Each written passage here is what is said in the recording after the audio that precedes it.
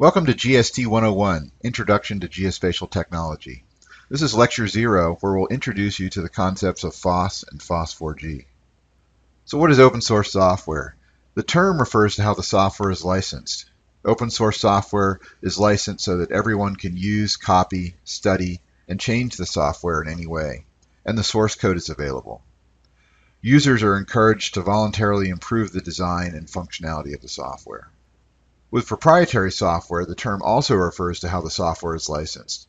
Proprietary software is licensed so that the source code is not available, and use will be restricted in some way, perhaps limiting the number of computers it can be installed on, the period the software can be used, the amount of data that can be processed, the number of features available in the software, or even limiting the fields of endeavor such as an educational license or a non-commercial license. And there are some related terms: open source software, free software, and FOSS. So what does all this mean? Well, starting with free software, the free software movement was conceived in 1983 by Richard Stallman, shown here, to give the benefit of software freedom to computer users. Stallman founded the Free Software Foundation in 1985 to provide the organizational structure to advance his free software ideas. And along the way, he came up with the concept of copyleft, which says that anyone who redistributes the software, with or without changes, must pass along the freedom to further copy and change it. Copyleft essentially guarantees that every user has freedom. So the term free in free software is intended to refer to the freedom to copy and reuse the software rather than the financial cost. And the free software license grants the user 4 kinds of freedoms. 1, the freedom to run the program for any purpose. 2, the freedom to study how the program works and adapt it to your needs. The freedom to redistribute copies so you can help your neighbor. And the freedom to improve the program and release your improvements to the public so the whole community benefits. And obviously, freedom number 2 requires access to the source code as well. Open source software was coined by Eric Raymond in 1998, who thought the term free would be misunderstood. The source code and certain other rights normally reserved for copyright holders are provided under a software license that meets the open source definition, or that is in the public domain. So this license permits users to change, use, and improve the software and to redistribute it in a modified or in unmodified forms. So very similar to the free software license in many ways. So open source software and free software are different terms for software which comes with certain rights or freedoms for the user. They describe 2 approaches and philosophies towards free software. People will often say that the open source license is a practical development methodology, whereas the free software license is a social movement. In the end, most open source software is free, and most free software is open source. Which brings us to the term FOSS, free and open source software. Many are now just using this term, although the term open source is much more prevalent in popular culture than FOSS, but software users are beginning to use FOSS more frequently. There are some other related terms you've likely heard, such as freeware, which is software available at no monetary cost. It's considered neither free nor open source. Free in this case just refers to the monetary cost of the software. Source available, shared source. Here, the source is available for viewing, the source code that is, but it may not be legally modified or redistributed. So you can see how the program works, but you're not allowed to modify it. And this type of licensing has been used by Microsoft, for example. And finally, closed source, which is most proprietary software. So a given piece of FOSS software is essentially considered a software project, and these projects are established to solve some kind of problem. Developers then program the software. And this development isn't purely altruistic. Developers have to earn a living too.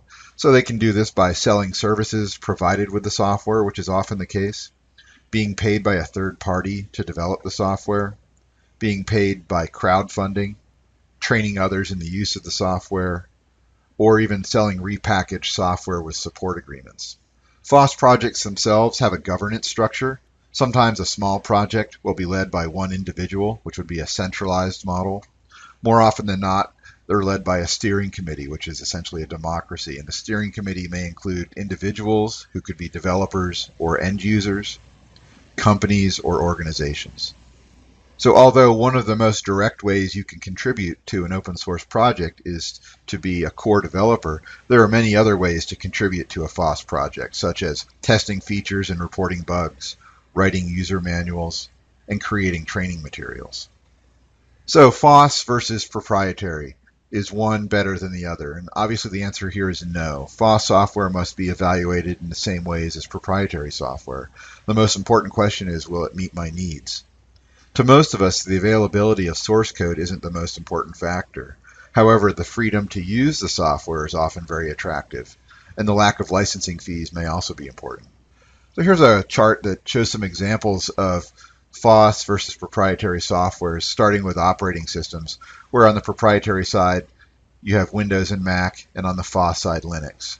With mobile operating system, you have the Apple operating system and Windows Mobile on the proprietary side, and Android on the FOSS side. Office software, there's Microsoft Office, on the FOSS side, OpenOffice, etc. And these days, there are FOSS alternatives to almost every type of proprietary software out there. So software for image manipulation, vector drawing, web browsers, web servers, databases, etc. So let's look at this same chart, but focused on geospatial software. So starting with geospatial desktop software, on the proprietary side, ArcGIS is the leading software vendor. In this course, we're going to be focused on QGIS, which is the leading open source desktop software, and we'll also use a little bit of GRASS GIS in this.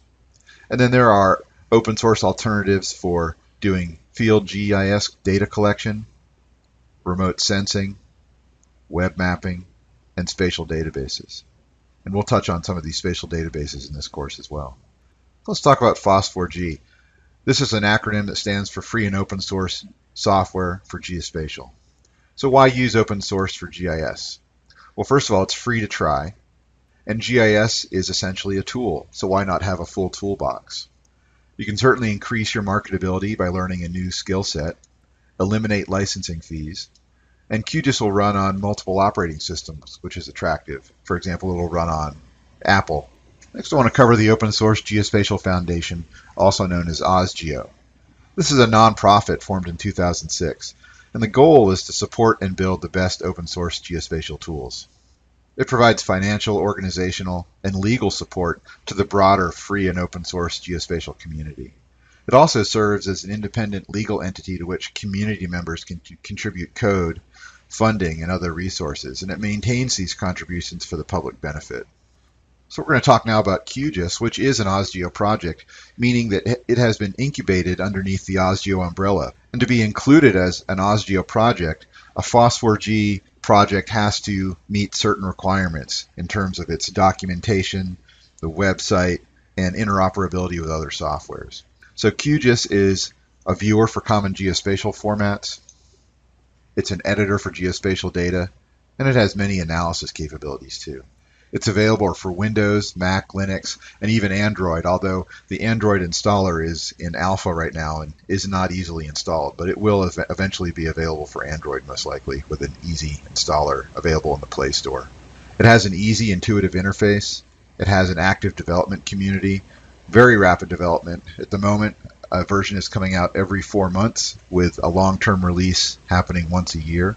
There are many user-created tools and an active email listserv, which is one of the best ways to get support. So in terms of help resources, with proprietary software, there's often a dedicated support phone number to call. And there's a common misconception that FOSS software has poor support. There's actually very good support. However, with FOSS software, support comes from the community. So among the help resources for QGIS, there's a very thorough user guide. There are case studies, Planet QGIS, which is the blog for QGIS, an email listserv. This is one of the best ways to get support, where you can write an email to the listserv describing your problem and usually get an answer within hours. You can also read the email listserv every day to see the kind of issues people are having. There's commercial support, so there are organizations you can pay to provide support for QGIS and training. There are conferences and user groups. There are books, blogs, and social media. So there's a lot of different resources out there to get help. Here's a screenshot of the QGIS user guide. It's very thorough, and this is a great place to check in if there's a piece of functionality you're not sure how to use. There are case studies. So there are case studies going back several years, so you can see how different organizations and agencies have used QGIS to solve different geospatial problems. And then there's Planet QGIS, which is the main QGIS blog. And it also includes a blog roll of other QGIS-related blogs, such as Anita Grazer's Funalia, Linfinity. So there's many great blogs out there that focus on QGIS. Now that you've been introduced to FOSS and FOSS4G and QGIS, you can work through Lab 0, which will take you through an exercise of visiting many of the resources on the web for FOSS4G.